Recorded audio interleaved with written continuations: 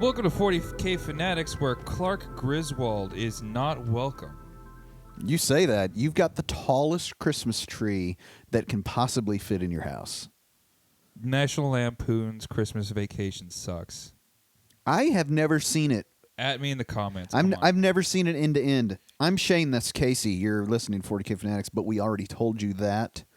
Yeah. I watched the movie this week, and honestly, I saw bits and pieces when I was a kid. Obviously, you don't remember things when you're a kid, and I know some stuff about it, but then I was like, you know what, I'll watch this. I'll check this out, because I've seen some of the other movies, and I just did not like it. I didn't think he was very sympathetic. I think he's kind of stupid and kind of a jerk the whole movie, honestly. Didn't hold up. Didn't hold up. I watched Not really. Tombstone the other day. And it was borderline creepy how he digged on chicks. I'm Your Huckleberry. It holds up, by the way. Val Kilmer acting his entire ass off. Which one was that? Tombstone. Tombstone. The Western from the 90s with Kurt Oh, Russell. yeah. That's one of my wife's favorite movies. It was excellent, and I had never seen it, but I wanted to watch it for the memes, and the memes were better in the movie than they are as memes, and I was impressed. While we're hitting on banger movies, This is not a movie podcast, though. Goodfellas, just saying. I cried earlier this year when Ray Liotta died. I think that was 2 years ago now.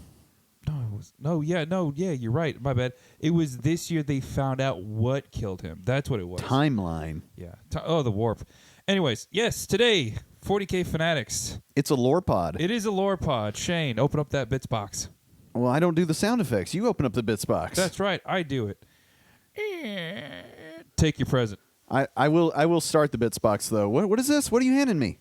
I'm doing this live. Casey's just handed me a dirty, worn-out gray plastic bag. There's something wrapped inside. I'm going to unwrap it. We're doing it live. Doing it live so you guys can hear and it is...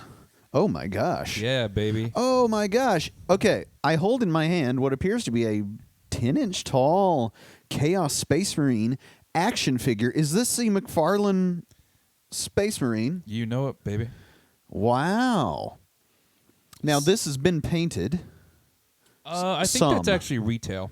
Is it? I think, yeah.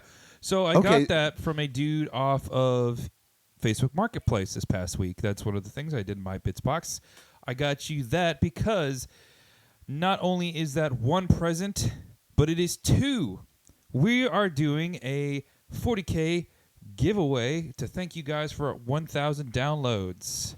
Now, I was misinformed. And I thought that we had long passed 1,000 downloads. But No. We got close, but we tipped over the edge between last time and this week. So yeah, we're going steady and strong. Over 1,000 downloads to thank you guys. Shane and I will paint 2 Chaos Space Marine McFarlane Toys Space Marines, and then we will take it to you guys to vote which one you think is best. 2 gifts, right? For Christmas, you have given me work. Yes. You know what? If it ain't content, you ain't trying. That's right. That's right. The weight, the burden of the yoke of content never sleeps. Well, at the end of the year, everybody does like that little post, the traditional 40K post where they're like, here are all the models that I've painted. Look back throughout the year and see all the stuff that I painted. And I thought, why don't we finish strong? Do something cool. And at this point, you've probably painted just about every single Chaos model. And I was like, there's one that's affordable that I know he hasn't painted. Yeah, I definitely have not painted this chonky boy. So we will each paint one of these guys, and then after we have done and you guys have decided who won, we will give one of them away to whoever, wins the giveaway. So, yeah, that is the plan. This will look great on, you know what? You know who needs this? Who needs what? The homie Heavy Chief from the DCS world. He's a listener to the pod, and he's into 40K on the lore side, so he's probably going to really enjoy this pod. And he's got a little collection across the top of his flight sim computer. So possibly Heavy Chief would be a good candidate. The guy who I bought this from was a collector. He's a collector of stuff like this, like toys and memorabilia and now, stuff. And I clapped. I am on Heavy Chief to just buy an army, to go hard, to learn to paint because, as a plastic crack user myself, I'd be pushing. Gotta get them in. That's right. You got to get them in. You got to get them in young. You got to get them hooked. The backpack is removable. So yeah.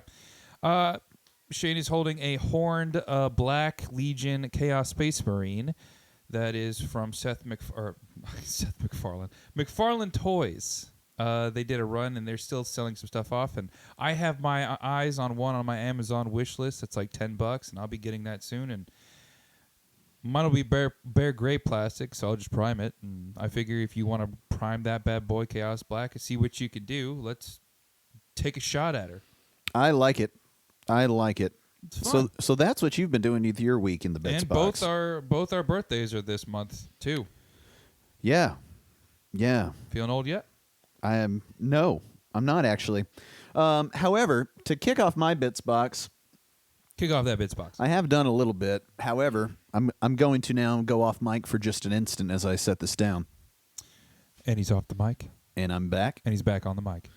We don't edit around here unless we just absolutely have to. It is raw, one take only. They know, Casey. They know. I have been I've gotten got by the. I've been a bad hobbyist this week. You didn't do anything, did you? I did a little bit, but I got by the old new lady friend. So nothing will slow down your hobbying like that. And when you got it bad, when you're on the phone, you hang up and you call right back. A song popped into my head. Oh, what song is that? Is that a song? You got what I need. I was doing Usher. But that's what I've been doing. But no, I don't know why. And I have, however, still been working on my Demon Prince. We showed it on the Whip Wednesday, and it is a true whip because that thing. It's in the awkward phase. And so I've had a couple of models hit the awkward phase, and this one though is a whole nother level. The idea is that he's a Chaos Demon Prince, unaligned, if you will. And I got him all built. He's beautifully built, I think. He, super clean. No mold lines, no bits of sprue, Casey. No bits of sprue on him. He's clean. Clean, son. But I don't need to defend myself. You're wrong. But I want his skin to look like a green dragon. And you're pulling that off. I really like the green that you're going with. Well, it's become the gift that keeps on giving, the gift of chaos, if you will. Because my base coat that I sprayed on, that I kind of made from scratch, was the Vallejo Emerald color, which is a little bit bluer than I wanted him to be. And not quite dark enough. Even though I sprayed it over black primer white zenithal, in the places where the white zenithal was pretty heavy, which I did it on purpose, it went really blue. So then I took my Nuln Oil, which I found, and washed the entire thing. And that helped. However, I've got some places where the Nuln Oil pulled to the point of making new geometry, and that's not ideal. And also it's created the situation where just the whole building process, now the shadows are dark, and they're not always where shadows are supposed to be. And so now I'm going through and I'm layering up greens and yellows, and I'm trying to do two things at once. I'm trying to not make him look blue, I'm trying to not make him look like an orc. That's tough. So far, so good. I think that once the armor is painted, if you guys look, I think it'll pop once the armor's done. I think it's all going to just sort of come together. Yeah. His wing bone things, the sort of armature and wing fingies. The phalanges. Yeah, the wing fingies. Yeah. They kind of look like bone, but then they kind of look like just lean skin coveredness. And I've done the webbing part of his wings in like a yellower color, and then I decided to wash it with some brown wash so that it looks like it's tea stained in a way. And I don't know if I love it, but it is striking. So I'm thinking possibly brown for his wing fingies, which is what I'm going to call them for the rest of my life. Wing fingies. That's my bits box. Okay. Oh, That's a pretty good I bits also box. I also played a game last week with the homie Dallas. Shout Oh, out to the yeah. homie Dallas. Also, In honor of our Necron episode, you fought a Necron player who didn't play Necrons. no, he did not play Necrons. He brought his Grey Knights and he brought his big those battle suits they have that look like little baby carriers. Except Oh, his yeah, his are 3D printed kit bashed with extra bits on them, so they just look like big stompy mechs. Dread Knight. Yeah, they look great. They look absolutely great. And I brought a ridiculous list that didn't make any sense, and I You knew played Shooty Chaos. I tried to play Shooty Chaos Legionnaires, and that they don't work. Ooh. They were no good. The current index for the Chaos Space Marines is clearly designed for your Legionnaires to chop stuff up. But we had fun. I mean, he scored 100 points on me. There you go. Like, it was a beatdown. It was like, I think I got to 40 maybe, and then the rest of it was just a beatdown. Well, maybe your codex will fix that. Yeah, I can't wait for the Codex. It's going to be so good because I imagine, there will be one for, like, Shooty Space Marines. But I think next game I'm going to take out Abaddon and Dim Boys and chop some stuff up again because the chops are, honestly, more fun. Also, a little bit of show meeting while we're talking. I pitched to Dallas. I said, hey, man, next time there's a big tournament, I want you to do a guest spot on the show to break down the winning list because we don't do much list analysis here at 40K Fanatics, but he and his homies do that kind of stuff. Sometimes they do some podcast episodes, but I think it'd be really cool to bring him on in for a tight 15 to let us know how that stuff worked at the highest level. Very interesting. I think that's a good idea. Maybe swap places with them for a day. Dallas takes my place or your place, and then, actually, probably my place because I'm the lore guy. I think I go on theirs, and I'm like, hey, did you guys know about this random niche game lore reason for what you're playing right now? I love a home and home. And they're just like, stop talking. Yeah, they're like, we don't care anything about that. That is the entirety of my bits box, however. Yeah, okay. It's a good bits box. I think so. I mean, you started with nothing, ended with something. Yeah. We started from the bottom, now we here. So That's today... the third song reference of today's pod. There's a lot of You better close the bits box. Closing that bits You box. going to leave it open like you did your red contrast paint? We're in the grimdark painting studio of Casey's home where he's made a faux pas. I left. Apparently, I was so burnt out after one of my last paint sessions 2 days ago that I left my favorite paint open. He left it all out on the table, guys. Yeah, so it's this is what he does to make bits box content for you. So, Necrons. You still haven't closed it. Okay, it's closed. There we go. So today we are talking about Necrons. Are we? Yeah, that's our lore pod for today in honor of the new Codex coming out and all of those new dope models that they just released. I'm so glad we're not talking about AdMech. You know what? Me about it. At 40K Fanatics on X. I should switch gears right now. I should just... You don't know anything about AdMech? I know too much about AdMech. In honor of this episode, I actually listened to the audiobook Gene Father involving Fabius Bile and the big homie Belisarius Call of the AdMech. So... But today we're talking about the war... In heaven. In heaven. Yeah, baby. War in heaven. I know a little bit about the Necrons. Yeah. So either you could start, or I think I have a spot that could start us. Well, I have an idea. So, you can't really talk about Necrons and the War in Heaven without talking about 3 different races. Yeah. And I will allow you to pick one. You can talk about the Necrons, the Catan, or the old ones. Your choice. Well, what I think would be the starting point is the Necrons. When did they start? Because their beef with the old ones is like from time long ago. When do they start? Like, this is well before the heresy and all that, right? Yes, this is before our time now. Yeah, so they're ancient in today's ancient, which is crazy. From the 40K setting, 60 million years ago. Wow. That's how far. And at that point, they were a people. And at that point, they were a people going into starfaring and just like going out. Because the Necrons, for those totally uninitiated, are Egyptian skeleton robots. Yep, pretty much, yeah. Terminators, yeah. Terminators, Yeah. except with like Terminators and the Mummy had a baby. Gosh, I love The Mummy. That's such a good movie. Gosh, we're talking about movies and music a lot today. I know, we've lost the plot. So Yeah. let's start there with the Necrons, The Necrons. before they were the Necrons, when they were just people. Just a little reprieve for all of you guys. I'm talking about the Necrons and maybe one character in general, so we don't do too much character talk this time, and we focus on the story as a whole. So, Necrons started over 60 billion years ago. Spacefaring race, and humans weren't even a twinkle in the eye of space dust.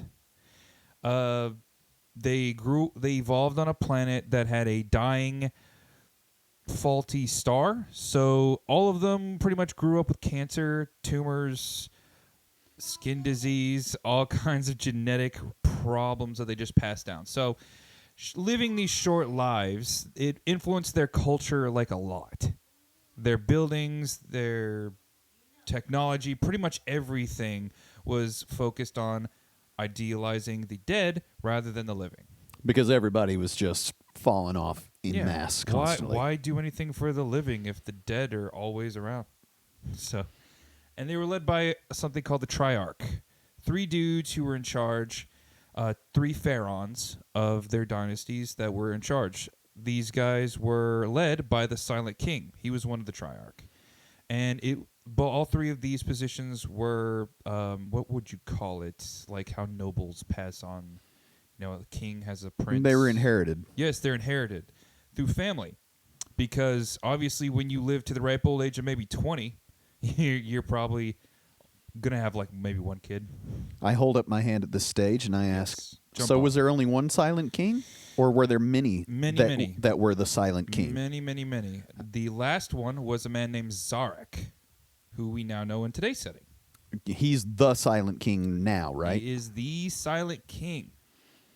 So, the problem with the Necrons were, as they spread out across the universe and built their galactic expanding empire, they still could not beat that faulty genetics.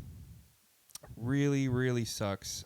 And then they were like, how can we fix this? And they ran into another species you know of, the Old Ones. The Old Ones. Now, this is the same Old Ones that have to do with the Eldari and things, does it, right? The Eldari and the Krork, yes. Right, okay.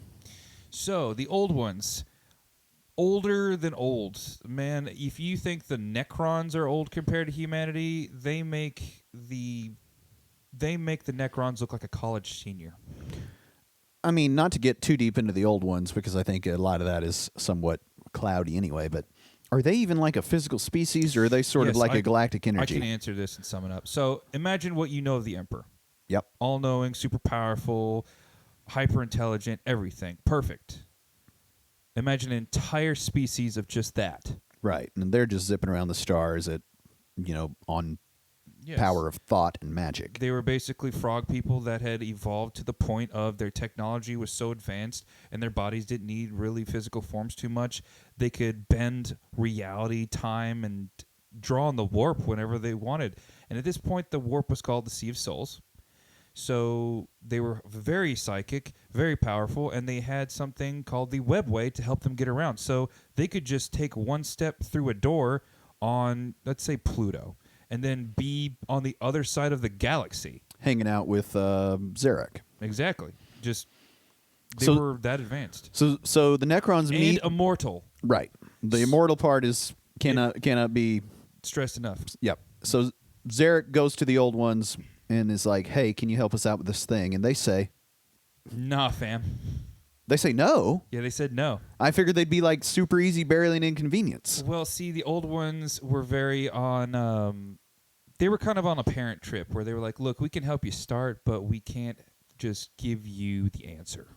You have to find it on your own, you know? And the old ones loved making new races and spreading them out throughout the galaxy on different planets. They made all kinds of different species, but they didn't, stick with them and lead them to the point to where they evolved just like to the old ones. They let them live their own lives. It sounds like the old ones are kind of jerks because on one hand, they're like, we're going to just make the orcs and set that out on everybody. And yet the Necrons are like, nah, sorry, fam. That's actually different. And I'll go into that why. So Zarek and the Triarch get pretty ticked. Yes. Very mad. So they get angry that they could help but won't. And it kind of really upsets a lot of people. There's a lot of tension between them, the old ones at this point, and that's when Necron Pharaons, other leadership within the Necron, and at this point, I should also stress, they were called the Necron tier. They had not become the Necrons yet. I should have put that up first, but we don't edit this, so let's stick to it. The Necron tier. Somebody will have the comment already made. Oh, yeah. The Necron tier started splitting off, seceding from the Union. Fighting the power, and they were like, "Oh dang! If this keeps up, we'll be dead within a generation." This is infighting amongst the Necrons themselves. The Necron tier themselves, yes. The Pharaons wanted their own power, their own dynasties. Some just wanted to fight the old ones. Some just wanted to fight. So Zarek, the last Silent King, and the Triarch had the idea: we need like a unifying force. So they decided to kill the old ones, and that was the unifying force. They told everybody who seceded, look, we'll forgive you if you help us fight. Took the battle to the old ones, fought them across the galaxy, and had a pretty... They took it to them. Admittedly, they took it to them. But they just could not be that webway. Right, and we also need to stress how advanced the Necron technology is at this point too. They're very advanced. Oh my gosh! Like this isn't some pushover stuff. No, they had ships made out of something called necrodermis, which is a living metal. It is some kind of special alloy the Necron tier can only make, which will eventually become their bodies. Yes, and they've made things like stasis pods and cryopods and all kinds of things to help them. I mean, they're spacefaring. They are super crazy advanced. But at this stage that we're in, at the point that they declare war, the war in heaven against the old ones, they are still flesh and blood people. Flesh and blood, baby. And they need to do it because if they kept fighting amongst themselves, they'd all be wiped out. It's done and done. And there's the idea that if we could conquer the old ones, then then we could get the technology we need to stop these genetic issues we have. Exactly. But they just couldn't get around that webway. Old ones managed to outmaneuver them at every turn, and they got pushed back to their home system. They lost pretty much everything and were stuck, in the equivalent of what our solar system is. And their empire was just cramped, so they didn't know really what to do. And guess what they did? They started infighting again. Kind of like, you led us to folly, sort of thing, Yeah. So that's when they looked out into the stars, and they noticed something floating by their really crappy, star. It was a big ball of gas. So I'm gonna say that I got a lot of my information from TTS, which you don't really know. It's If the Emperor Had a Text-to-Speech Device, and it's a great show. But I also did a lot of other research to get up on this. But it was the first of the Catan. Or I'm going to call them Catan. Yeah, Catan? I like Catan. Catan. I like a lot Catan. Of people, like Catan. settlers. Yeah, Catan. Yeah, settlers of Catan. The Catan have existed since probably the beginning of the universe, so they're probably older than the old ones. And the Catan are like gas, an energy god sort of thing. They don't necessarily have a physical form, right? They don't have a physical form. They don't really perceive reality the way that we do. But they did realize that this sentient ball of gas, or this ball of gas, was just sentient. It was a huge cloud, and I'm talking bigger than planets. Like a shadow would be cast over a planet if it flew in front. It was like a nebula. And they realized it had some form of sentience, and it was eating their star. So what do? They take that necrodermis that they had, perfected, and they built living metal bodies, and they shoved these Catan into these living metal bodies. because they realized these Catan had, been around Power. forever. Yeah, and they had power. So this living thing that didn't really know what the reality it was in or had any concept of good, evil, or anything is just suddenly hit with sensory overload. And suddenly given physical form, yeah. which must have been problematic. Oh, a huge shock. And a lot of people say, well, the Catan weren't evil until they did that. And I kind of agree. So the first few of these living metal bodies that the Catan were now in started to realize their sentience and what they could achieve and the power that they wielded. They could alter reality and bend things to their will. Time was nothing to them. It's crazy how powerful Catan are. It really is. And I imagine that the Catan would now be the ace up the sleeve in the war against the old ones. Exactly. These Catan sent a delegate to talk to Zarek and the Triarch, and he offered them immortality. He said, look, we've been dealing with the old ones since forever. The Catan says this. Yes, the Catan in his body. He says, look, worship us. We will become your star gods. And for all intents and purposes, these guys are so powerful, they might as well be gods. He says, worship us as our star gods. We'll give you new technology, the stuff you need to fight the old ones, and we'll make you immortal on top of it.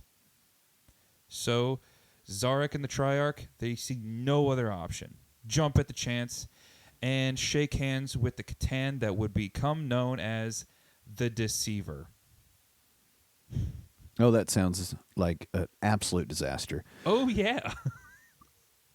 Catan the Deceiver. So Yeah. help me out here with the Catan real fast. Yeah. We have models for various Catan shards. Mm-hmm.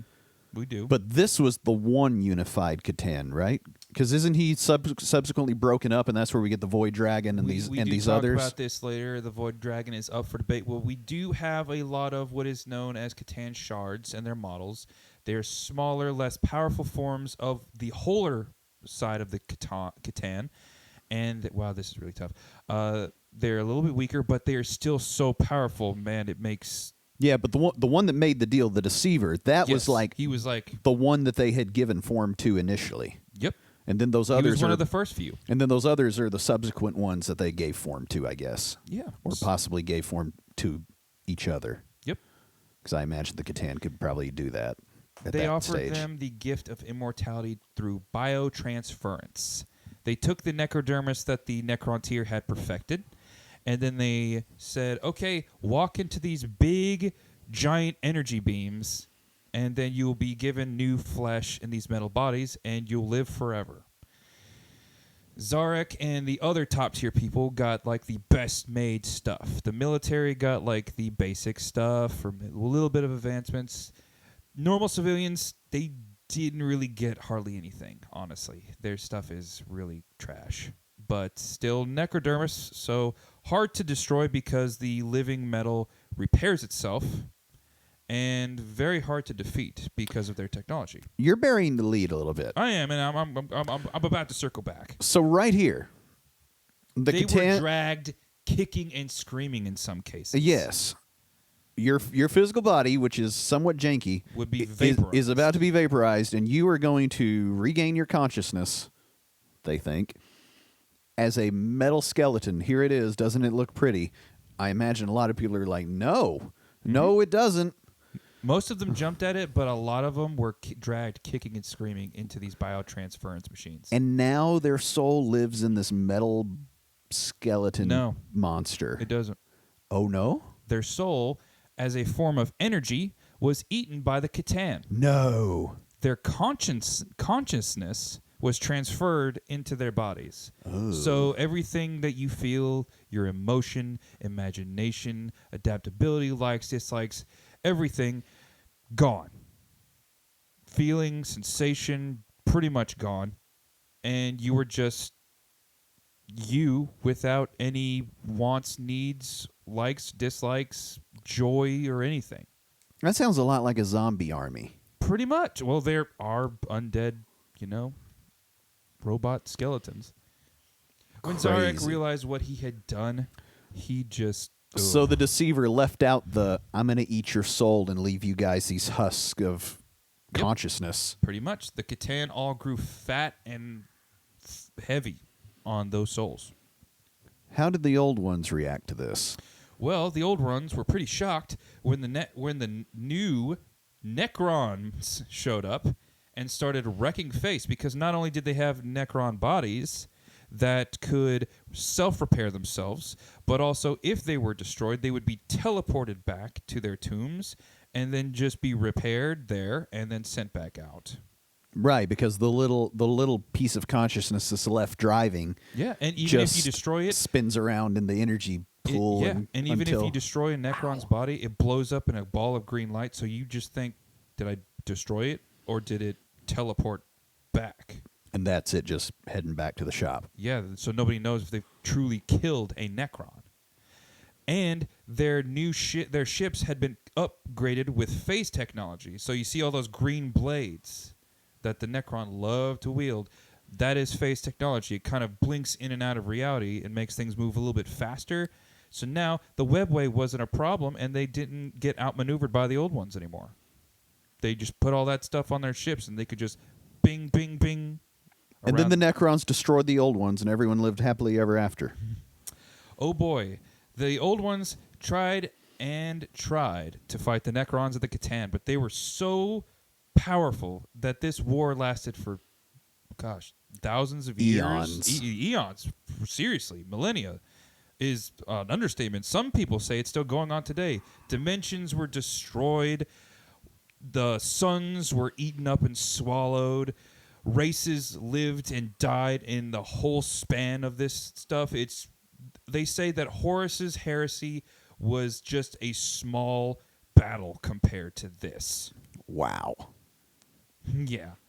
So to combat the Necrontyr and the Catan, the old ones were like, we're good at making stuff too. So they made 2 races to help them fight, and a couple others.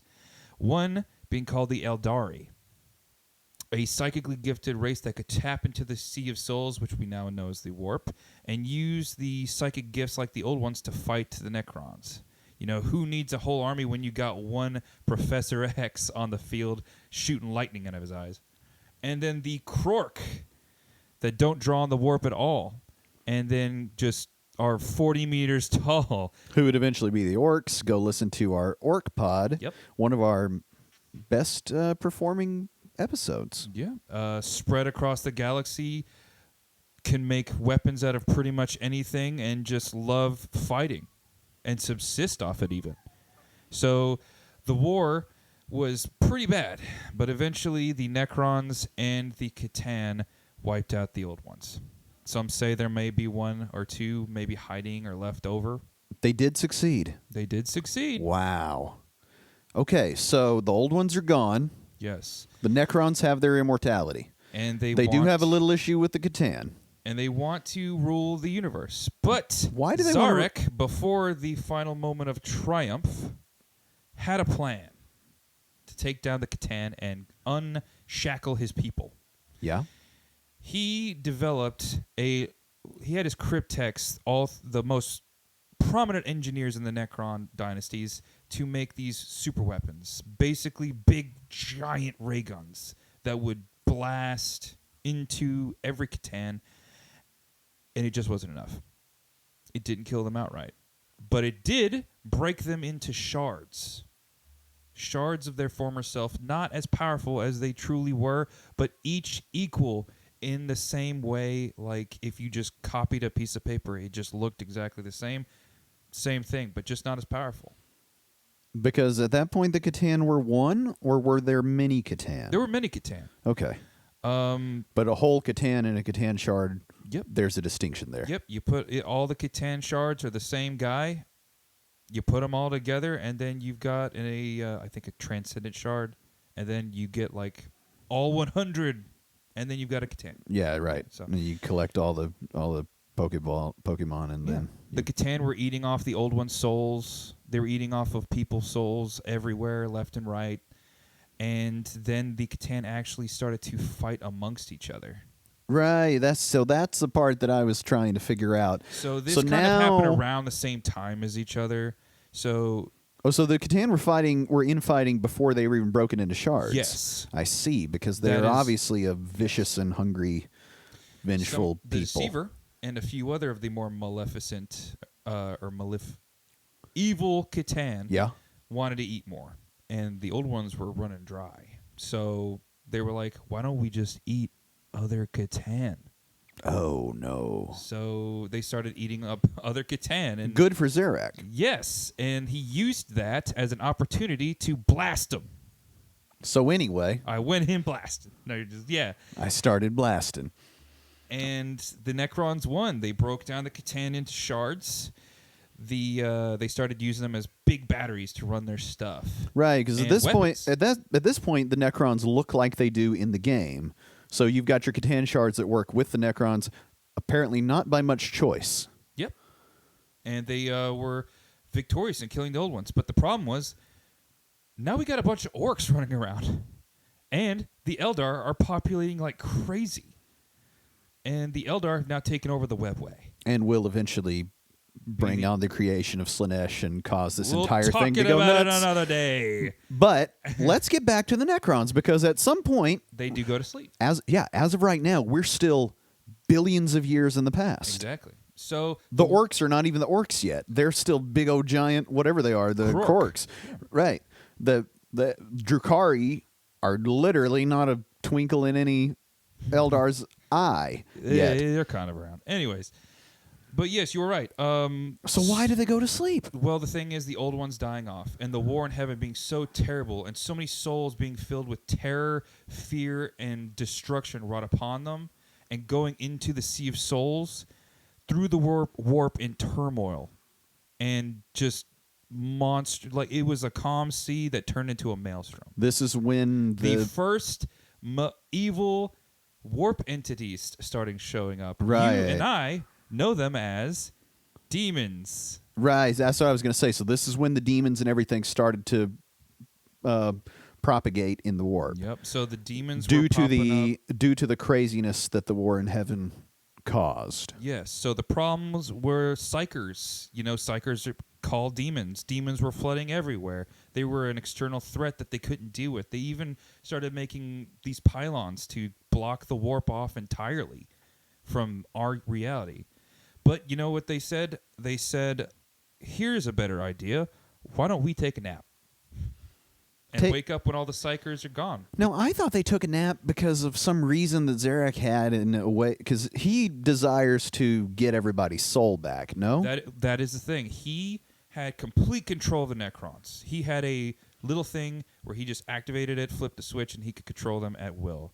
And he said, everybody go to sleep until all psychers and the Eldar are gone, because Necrons are patient. But his last thought was, what if we could find another race that we could just inhabit their bodies? And then he shut them off and destroyed his control rig.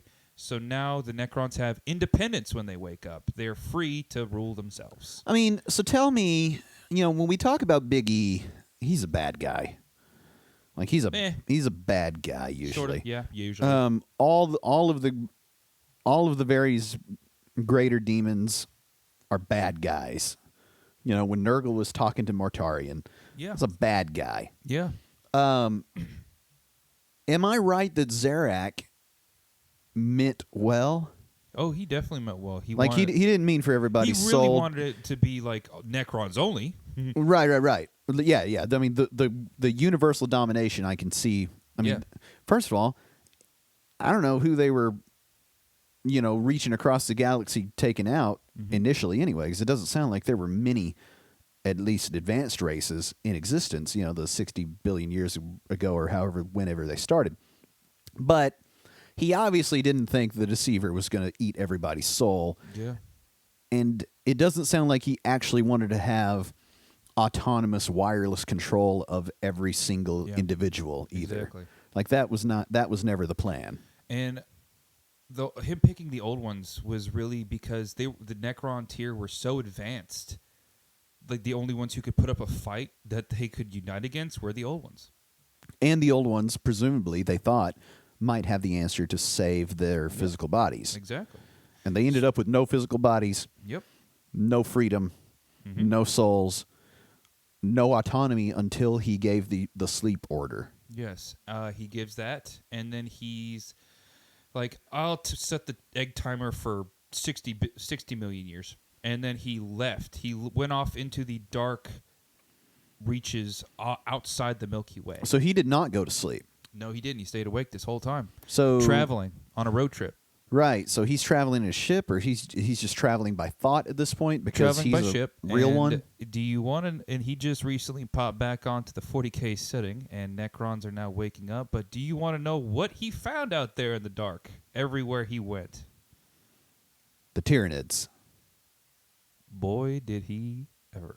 So much so that he realized the biggest threat wasn't actually Psychers and the Warp. It was the Tyranids. Because how can they rule a galaxy if it gets eaten? So that's why he's subsequently given the order to wake them up.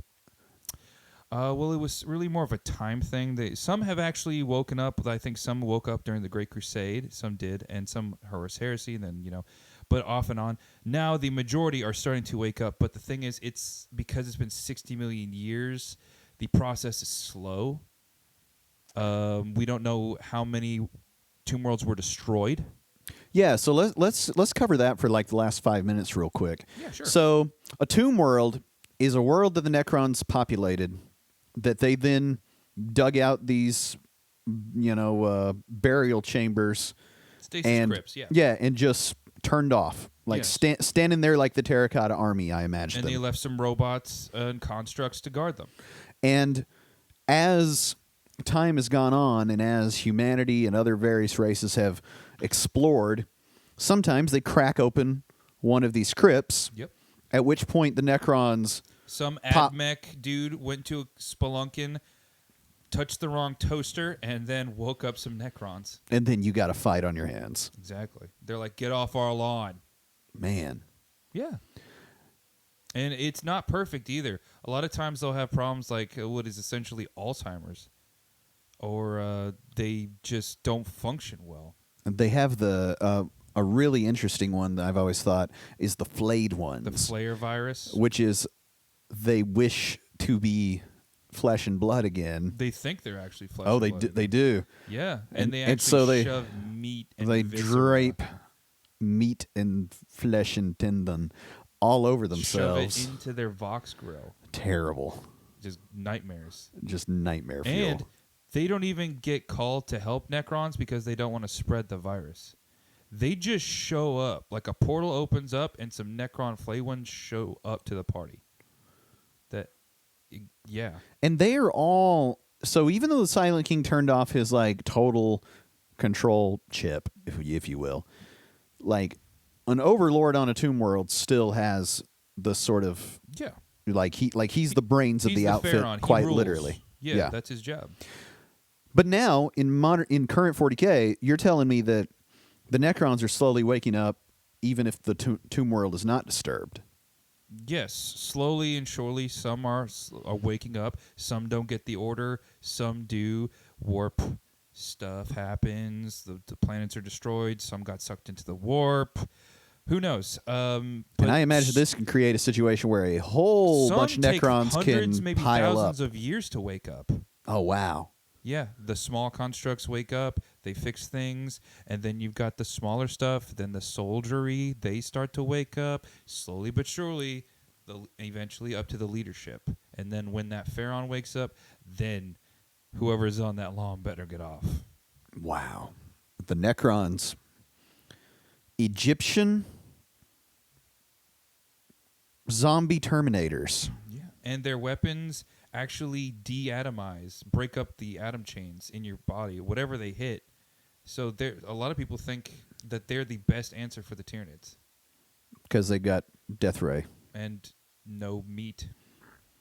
So Wild. I know, right? How good was this pod? That was a pretty good pod. Yeah, what do you guys think? Let us know in the comments. let us know in the comments. Don't forget to like and subscribe and give us 5 stars on Spotify. Also, Has it been Monday? Has it been the YouTube release date for the pods lately? Monday, Tuesday? No, holidays. Holidays have just been affecting a lot of Well, stuff. So it's been be on the crazy. lookout for the YouTube version of the pod because I know not everybody has Spotify or Apple Music, etc. But we're on all of those platforms and go on every single one and tell us how much you like it and leave a review. And it has to be 5 stars or else. Play 40K Rogue Trader. It just came out today. Oh, yeah. We need to check that out. Find out next time. Yeah. Oh, I've got one more thing. One more thing. I've got one more thing. What do you have? One more thing. I kind of want to do a Columbo now, but I don't think I can. But what I want to say is, Daddy Casey, What's up? would you tell me about the time that Sanguinius fell? Next week. We'll talk about it. We'll think about it. See ya. Peace.